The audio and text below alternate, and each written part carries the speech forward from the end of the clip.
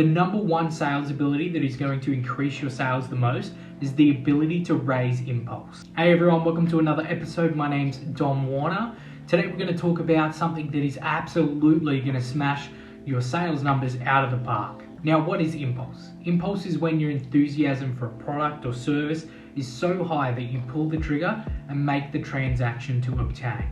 Salespeople who have the ability to raise impulse in individuals will have much higher sales numbers than salespeople who cannot. I hear a lot of sales YouTubers say you need to give the customer space and time, or you will come across too pushy, or you need to push a sale, or otherwise you'll come across as someone who doesn't believe in their product or service. And the reality is both are right and both are wrong. You see, there is a system for raising impulse in individuals. And the moment somebody is ready to buy is typically the middle of where what I like to call the impulse curve. Mastering the ability to raise impulse in individuals, but also identify where the individual is on the impulse curve, will skyrocket your sales and remove the trap of closing too early or closing too late. This is what the impulse curve looks like, right? So at the beginning, a customer is hesitating and skeptical. They have no idea about your product or how it will fit into their life. In order to raise impulse, you must do these 5 things in your sales presentation. 1, create fear of loss. It's easy to create a desire of gain, but pushing further is creating a fear of loss. The pain of losing something has scientifically been proven to outweigh the pleasure of gaining emotionally.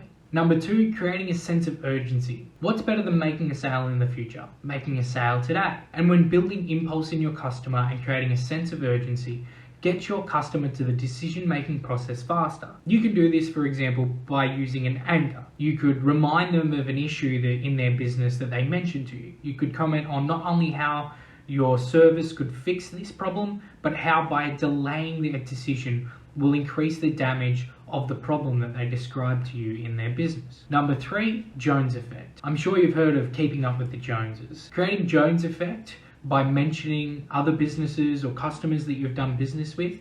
Even better, if you know someone they know, this will show them that not only that you have done business with others, but that others trust and do business with you. Number 4, showing indifference. Showing indifference means showing the customer that you're unfazed by the decision that they make. Whether they buy from you or not, you don't show desperation. Instead, you show gratitude in their ability to say no. And this shows the customer that 1, you have other prospects, that you're confident in your abilities and your product, and that you are not willing to negotiate and thus increasing the perceived value of what you are selling. Number 5, creating a sense of greed. While customers need logic to justify the purchase, this only makes up 10% of the decision-making process. The other 90% is emotional. In creating greed in a customer, you are creating the desire to acquire in the customer. You can do this by offering more for less. In using these tools to raise impulse, you should also be addressing objections before they arise, creating a vision of value for the product or service, and justification in the investment in your product or service. Now, remember that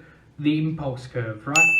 Once your customer is at the top of the curve, this is the best time to close. If the customer brings up objections, it is your job to identify if the customer has gone back down the curve, and if they have, you need to address the objection and then increase the impulse again before going in on your second close. And then of course for your third close. Thanks for watching, guys. I hope you really enjoyed the video. I do have vast amount of experience in sales, not to brag or anything, but I hope I did provide as much value as I possibly could. If you did like this content and you want to see more of it, I'd love if you could comment, if you could like, or even if you wanted to subscribe so that you can see more of this in the future. Thanks for watching, guys. Have a great one.